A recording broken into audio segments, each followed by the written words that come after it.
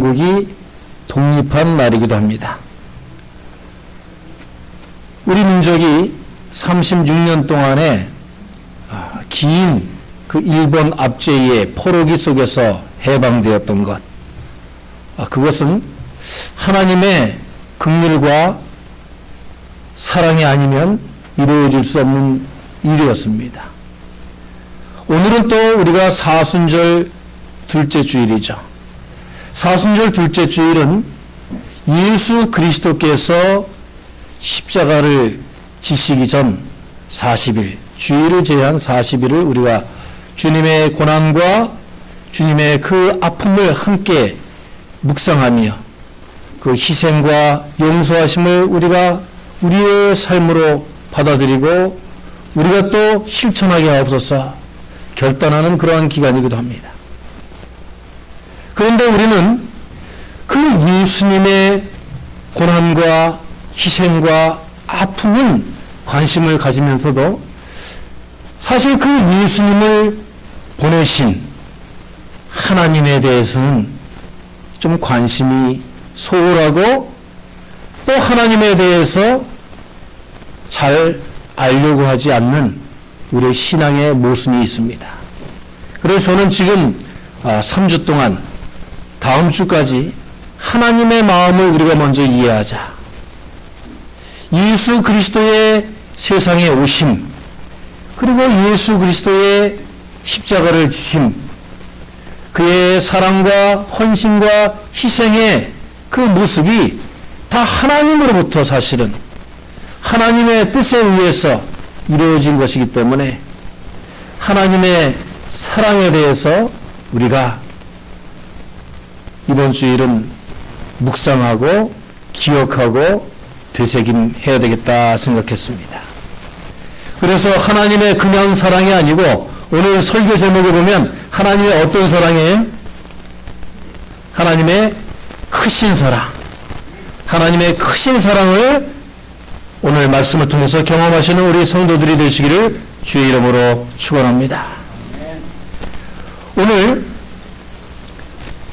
로마서 5장 6절로부터 8절까지의 말씀 중에서 마지막 8절 말씀에 오늘 사실 설교의 모든 내용을 종합하고 썸머리해서 결론적으로 한마디로 표현하는 말씀이 있어요. 그게 뭐냐면 하나님께서 우리에게 대한 자기의 사랑을 확증하셨느니라. 할렐루야.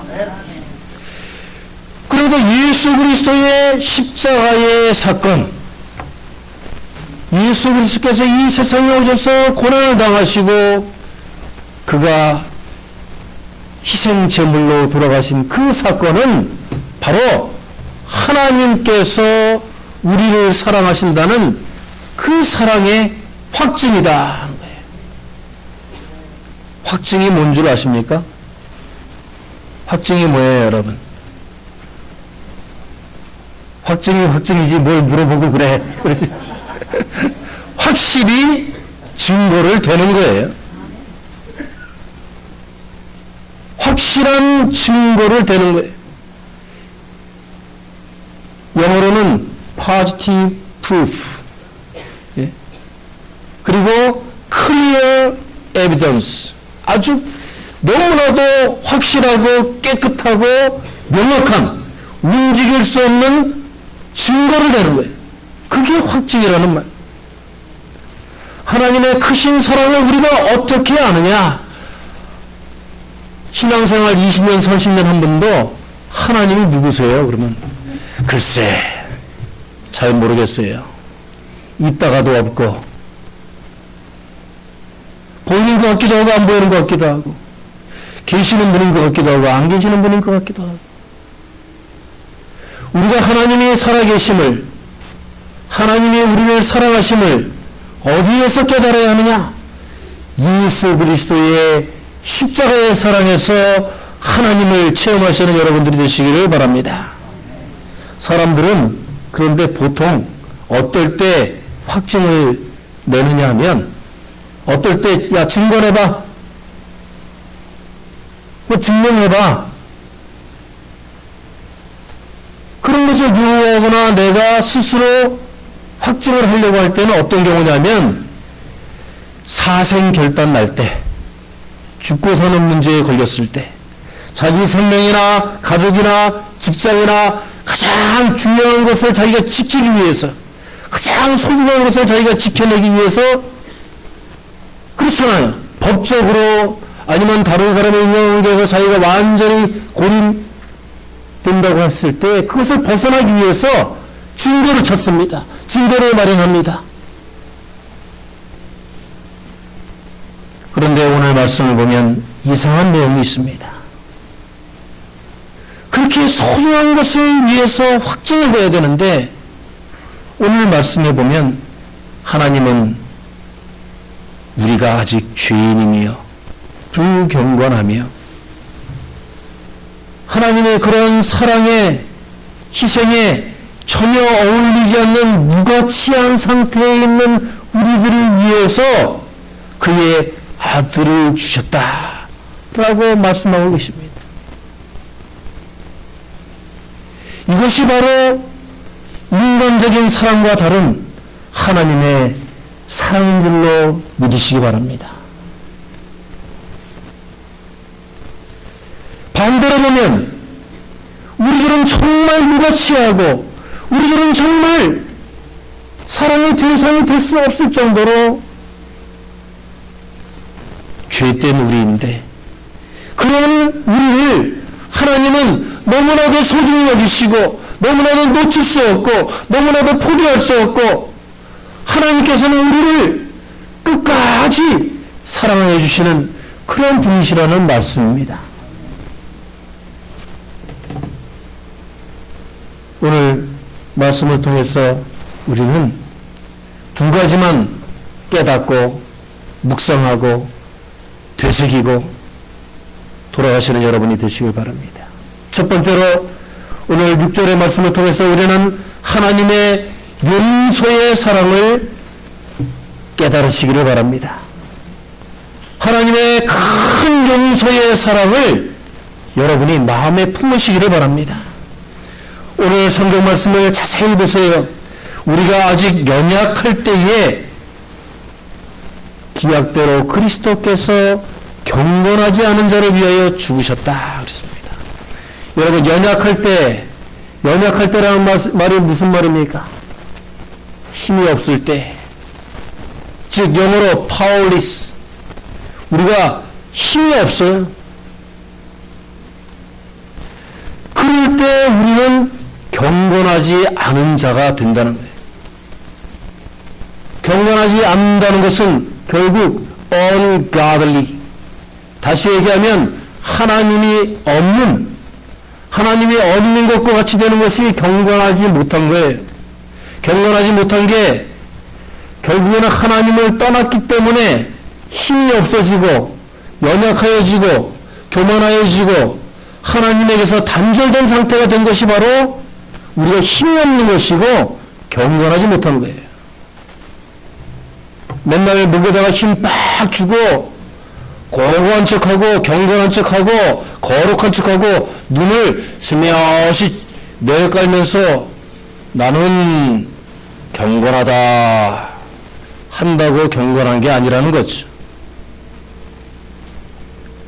하나님에게서 떨어져 있는 것, 하나님 없이도 살 수 있다고 생각하는 것, 하나님을 거부하는 것, 그것이 바로 불경건이고 그것이 바로 우리들이 나약해지는, 연약해지는, 힘이 없는 이유가 된다는 겁니다. 우리의 창조자 주님이시며 우리들의 삶을 주관하시는 하나님이 없는 상태, 그것이 바로 연약한 상태라는 거예요. 연약하면 어떻게 돼요? 힘이 없으면, 다리에 힘이 없으면 어떻게 되죠? 예? 쓰러지죠. 이 머리에 힘이 없으면 어떻게 돼요? 그래도 쓰러지죠. 마음이 연약하면 어떻게 돼요? 이리 갔다 저리 갔다 싱숭생숭.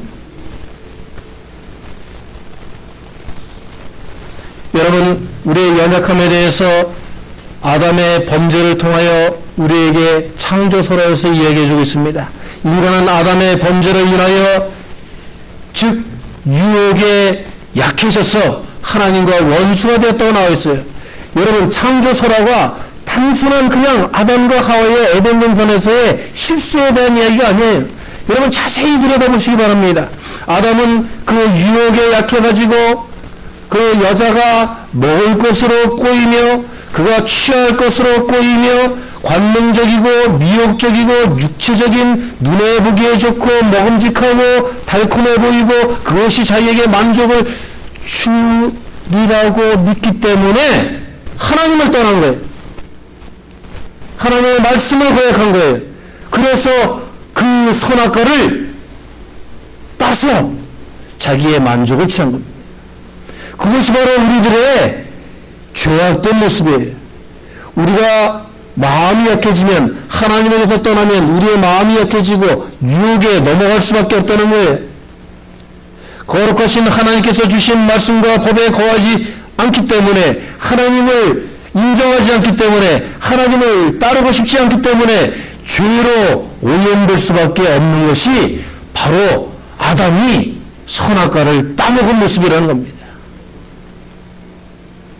선악과를 따먹다가 아담이 어떻게 했어요? 그래가지고 그 씨앗이 여기 목구멍에 딱 걸린 거죠. 그죠? 남자분들은 여기 한번 만져보세요. 이게 증거입니다. 근데 또 어떤 남자분들은 이게 또 2개가 있다고 자랑하는 분이 있어요. 그거는 2개를 따먹은 겁니다. 우리가 하나님 없이 살 수 있다, 하나님에게서 떠나 있다라고 하는 것은 단순히 하나님과의 디스턴스, 거리를 의미하는 것이 아니에요. 하나님과 완전히 단절되어서 죄악된 상태에 빠진다는 것을 의미합니다. 그래서 아담과 하와는 자신들의 죄에 스스로들 도망을 쳐서 에덴 동산에서 쫓겨남을 당하였고, 하나님 없이 사는 죽음과 같은 인간의 죄악된 삶의 문화를 만들어내게 된 것입니다. 여러분, 그 아담과 하와의 죄악의 모습이, 하나님과 단절된 모습이 오늘 이 세상에도 존재하고 있음을 여러분들은 영혼을 떠서 쳐다보시는 우리 신앙인들이 되시기를 바랍니다. 우리는 여전히 힘이 없다고, 연약한 존재라고 매일 입버릇처럼 얘기를 합니다. 마음에는 원이로되 육신이 약하여, 그러면서 마태복음 26장 41절의 말씀을 대면서 그 말씀만 하면 모든 게 다 이해받는 듯이 그렇게 이야기들을 하고 있어요. 마음에는 원이로되 육신이 약하여, 그러면 다 용서가 되느냐? 예수 그리스도께서 겟세마네 동산에 가셔서 제자들과 함께 기도하기를 원했더니, 제자들이 육신이 약하여서 예수 그리스도의 고난을 이해하지 못하고 동참하지 아니하고 잠에든 그 육신의 약함을 탓하며 꾸짖으시며 한심히 여기셔서 하신 말씀이 바로 그 말씀이에요. 핑계로 육신이 약하다는 것을 정당화시키라는 말씀이 아니라는 뜻입니다. 우리가 왜 약합니까? 우리가 하나님을 의지하려는 마음이 없기 때문에 약한 것입니다. 우리들의 영이 흔들리기 때문에 약한 것입니다. 우리가 하나님에서 떠나 있기 때문에 도와줄 사람이 없다는 것을 우리의 본능적으로 우리의 영혼이 알아차리기 때문에 우리가 약해지는 거예요. 내가 죄가 많기 때문에 하나님께 징벌을 받을까 봐 겁이 나고 흔들리는 거예요.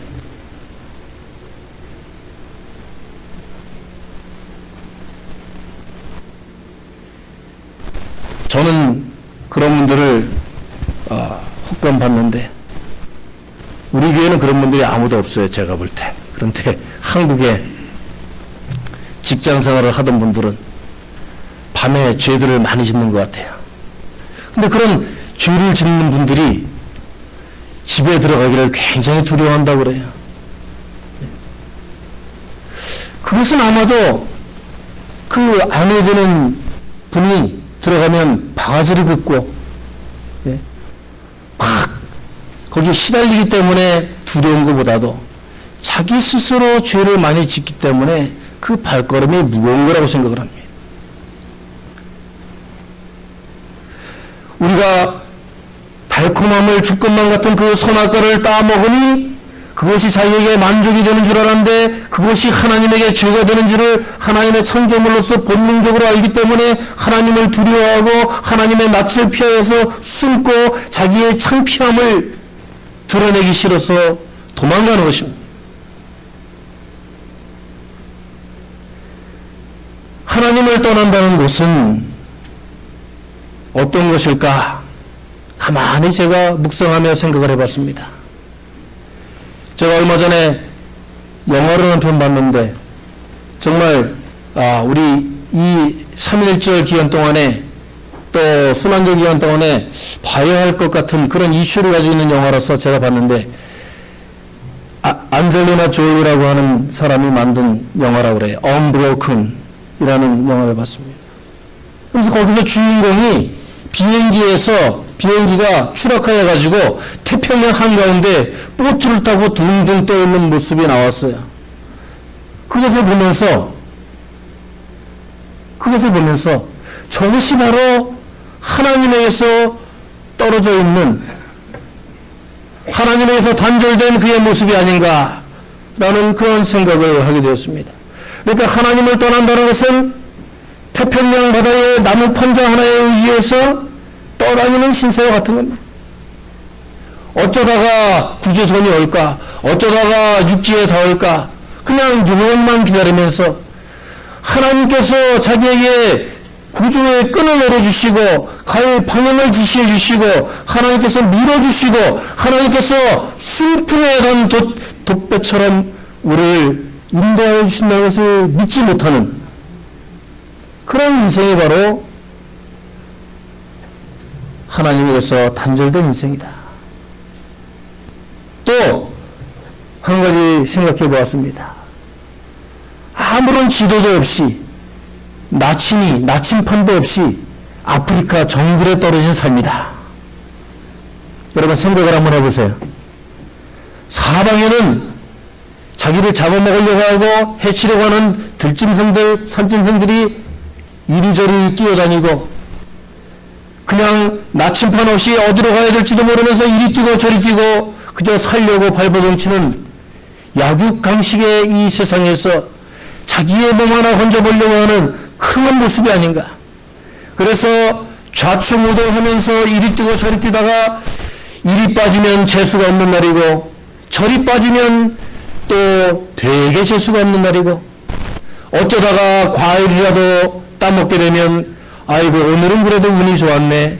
또 어떤 날 좋은 먹음직한 동물을 구워서 먹으면 오늘은 되게 운이 좋은 날이네 하면서 사는 그런 불행한 자기의 운명에 맡겨서 그 정글에서 언제 어떻게 죽을 줄도 모르면서 죽은 것 같은 인생을 사는 그것이 바로 하나님에게서 떨어진 인생이다.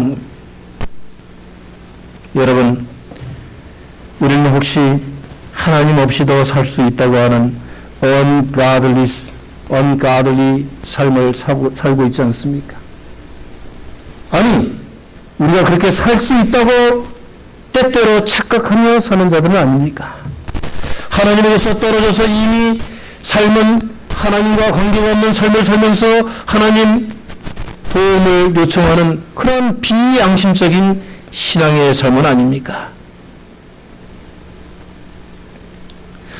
제가 어느 책을 읽는데 아들을 용서한 어머니의 이야기가 나왔어요. 이 어머니는 절름발이 어머니입니다. 이 절름발이 어머니에게는 한 아들이 있었어요. 그런데 정말 이 어머니는 다리가 절름발이기 때문에 일도 못하고 그 아들을 데리고 살기 위해 가지고 정말 찢어지게 가난한 그런 삶을 살았어요. 여러분, 찢어지게 가난하다는 게 무슨 뜻인지 아세요? 예? 뭐가 찢어져요? 예? 다 아시죠? 그 말이 어디에서 나온지 아시죠? 그게 우리나라 보릿고개 때에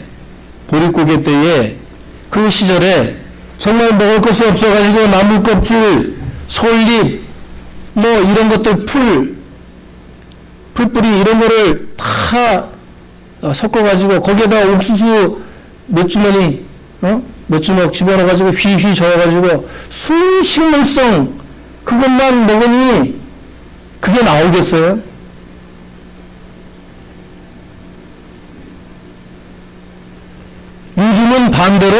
요즘은 반대로 그게 부자병이랍니다. 옛날엔 너무 못 먹어가지고 그런 병이 있었는데 요즘에는 너무 잘 먹어가지고 너무 기름진 걸 먹어가지고 그러니까 참 아이러니컬한 거 아니에요?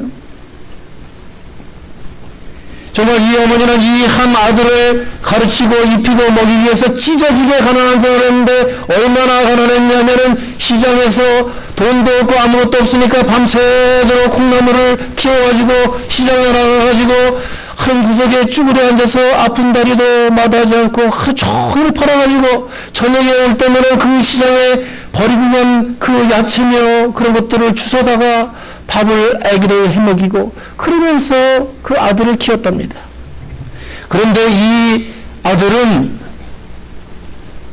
집에 오는 길에 꼭 어머니하고 마주치는데 보기 싫어가지고 뺑 돌아서 가고 그 어머니가 어느 날 자기가 집에서 돌아오는데 시장에서 버려진 것들을 쩔뚝거리는 다리로 주워가지고 와서 그것이 자기 반찬에 올라오면 그것이 자기 식탁에 올라오면 그냥 어머니한테 입당도 왜 하냐고 어머니를 핀잔을 주고 뛰쳐나가서 집에도 들어가지 않고 또 엄마가 매일 똑같은 콩나물 반찬으로 써주는 그 도시락 까먹기 싫어가지고 도시락을 안 가지고 날이면 어머니가 그냥 쩔룩거리는 발로 학교에 찾아와서 그 도시락을 전해주는 것도 꼴보기 싫고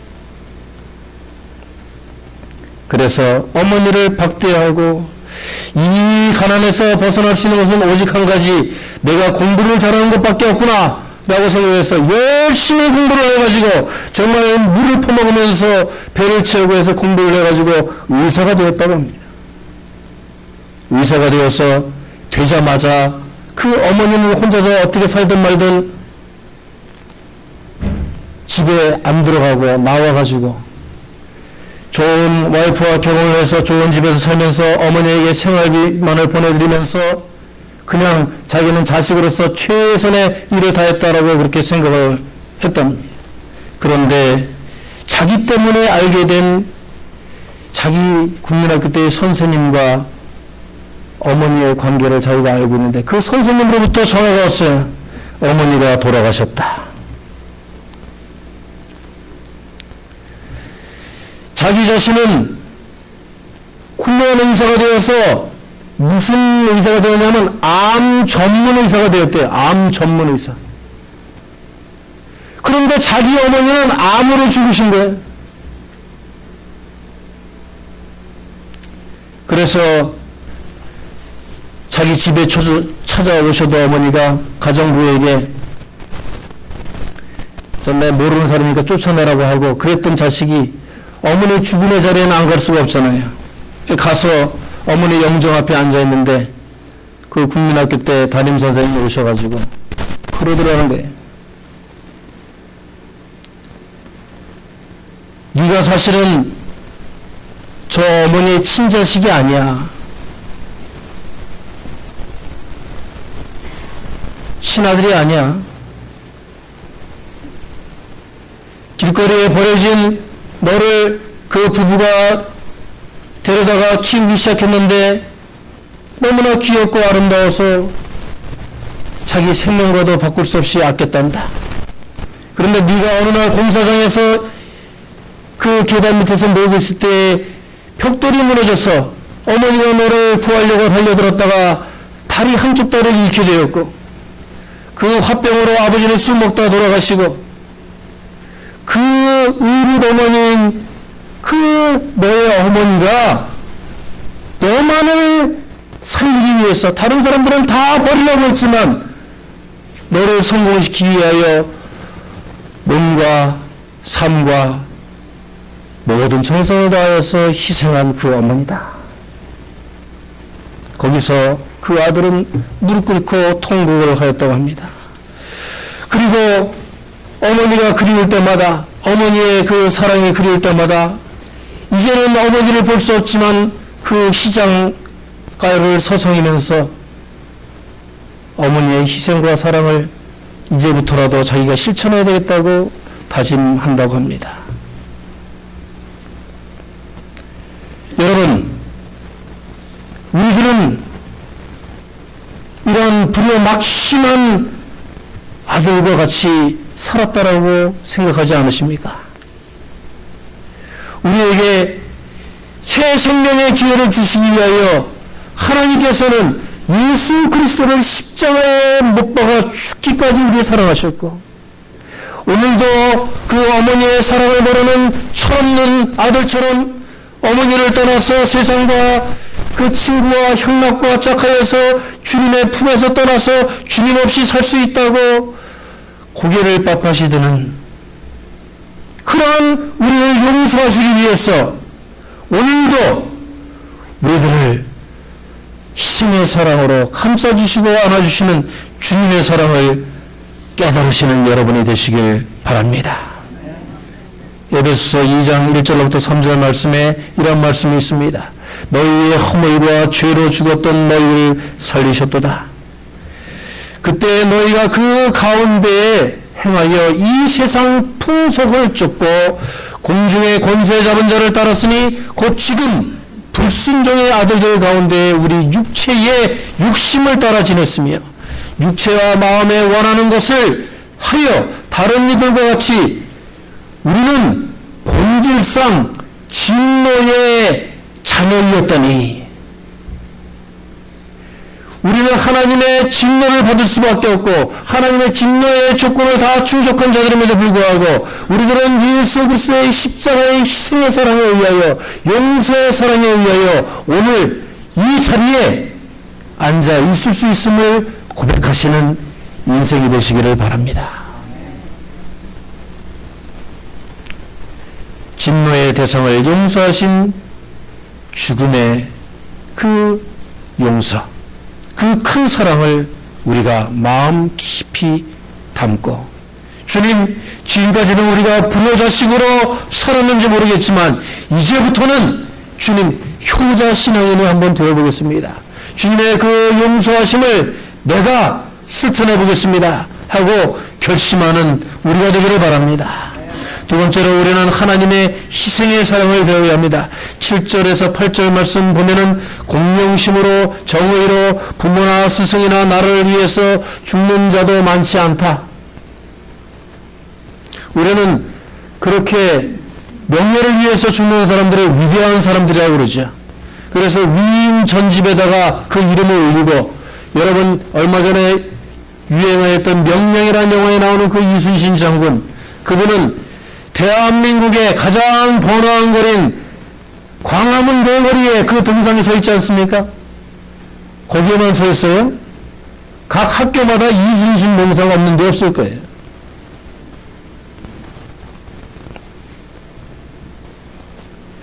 그분은 나라를 위하여서 헌신하여 희생하여 그렇게 높임을 받고 있는데, 우리 예수 그리스도께서는 우리가 아무것도 내세울 게 없는 그러한 죄된 자임에도 불구하고 진노를 살만한 하나님의 정말 진노의 불멸함을 받아야 당연한 우리들을 위하여서 죽으셨는데, 그 사랑이, 그 희생이 더 크고 놀라운 것 아니겠습니까, 여러분? 희생의 사랑, 죽음의 사랑, 그것을 예수 그리스도의, 아니 하나님의 큰 사랑으로 정말 깨달으시는 여러분이 되시길 바랍니다. 여러분, 별세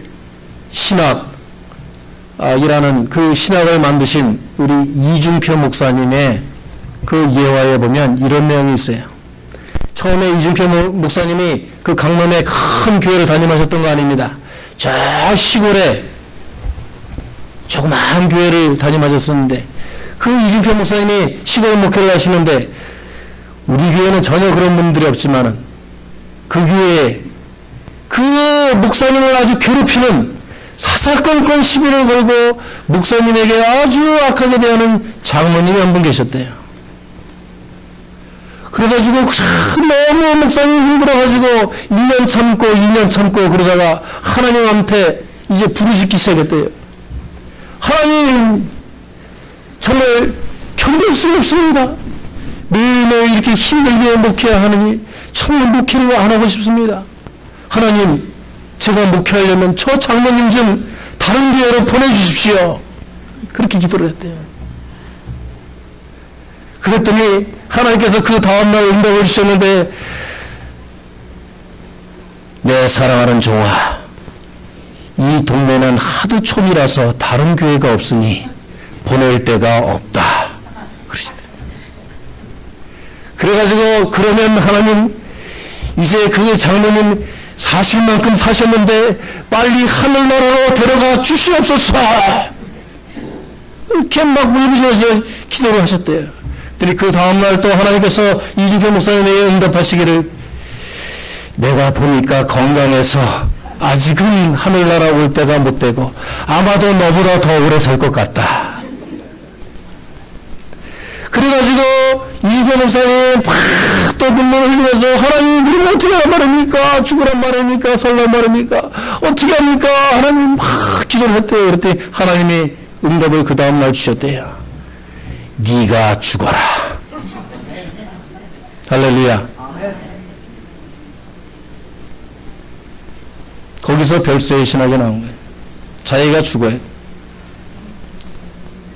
자기가 속을 다 내놓고 다 버리고 나니까 맨날 인상 찌푸리던 그 장로님을 봐도 하나님의 마음으로 자기가 죽었는데 뭐. 그래가지고 그 장로님을 보면서 시리시리 웃기 시작했대요. 속이 없으니까 죽었는데 뭐. 그리고 그냥 모른 체 하던 그 장로님한테 다가가서 먼저 손을 잡고, 장로님 잘 오셨습니다. 힘드셨죠?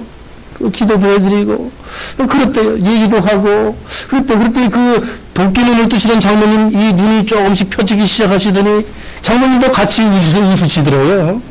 어쩐 일인지. 그래서 밥도 같이 먹고 또 기도회도 하고 그러다 보니까 그 장모님이 그 목사님을 가장 잘 받들고 가장 사랑하고 사이가 가장 돈독한 그러한 목회가 되었다고 증언하시는 것을 이인규 목사님이 이 예화를 지금 가장 문제가 있는 사랑의 교회에 가셔서 설교하실 때 하셨어요. 지금 한국에 제일 크다는, 가장 성도들이 많이 모인다는, 제일 좋은 위치에 화려한 건물을 짓고 목회한다는 그 교회에 가서 이 설교를 하셨다는 거예요. 지금 그 교회의 문제가 뭡니까? 목사가 죽지 않기 때문에 기독교의 지탄의 대상이 되고 있는 거 아니에요? 목사만 죽으라고 해서는 안 됩니다.